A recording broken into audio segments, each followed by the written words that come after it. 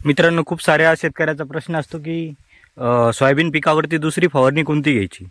तर काही येडे यूट्यूबर सांगतात की 19-19 12-61 घ्या. 12-61 आणि 19-19 यांचा टाईम गेलेला आहे मित्रांनो. 0-34 घ्या.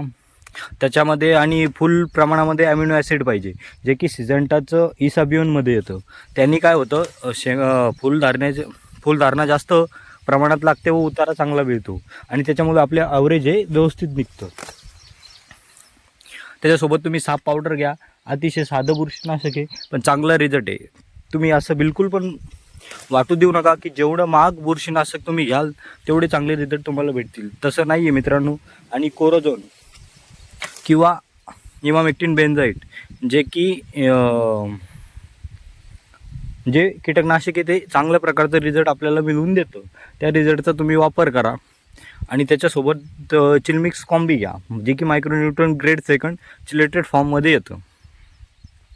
त्याचा तुम्ही वापर केला तर व्यवस्थित उतारा होतो आणि हे जे रिझल्ट आहे तुम्हाला चांगले भेटतात आणि ज्याचे करून आपल्या ॲव्हरेजमध्ये वाढ होते. हे बघू शकता, हे सोयाबीन तुम्ही कंबरापर्यंत झालेलं आहे जवळपास. आणि या सोयाबीनचा आपल्याला आता जे आहे ना, तर याची जी गेलेली हे बघा, 4-4 बोटावरती याला आहे ना शेंगा लागले, फुलं. हे नुसतं पाल्यावरती आलेलं आहे, जेणेकरून उतारा कमी येईल व शेतकऱ्याला परवडणार नाही अशी बाब होते.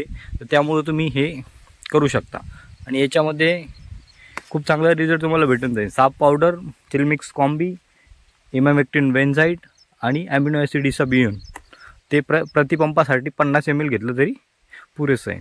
चिलमिक्स कॉम्बी 40 ग्रॅम, बुरशीनाशक साप पावडर 30 ग्रॅम आणि इमॅमेक्टिन बेन्झाईट 10 ग्रॅम प्रति 22 लिटरच्या पंपासाठी घ्या. आणि पेट्रोल पंपानी, जे की भोंगा बोलतो आपण त्याला, त्यांनी फवारणी करू नका, जेणेकरून फुलं जे आहे ते गळतात. त्यांनी बॅटरी पंपानी करा, कारण की त्याचं प्रेशर कमी असतो, व्यवस्थित पाण्यावरती ते ऑब्झर्व करतं. आणि 5 ml सिलिकॉन बेस स्टिकर पण तुम्ही वापरा, जेणेकरून आपला व्यवस्थित रिझल्ट आपल्याला भेटून जाईल.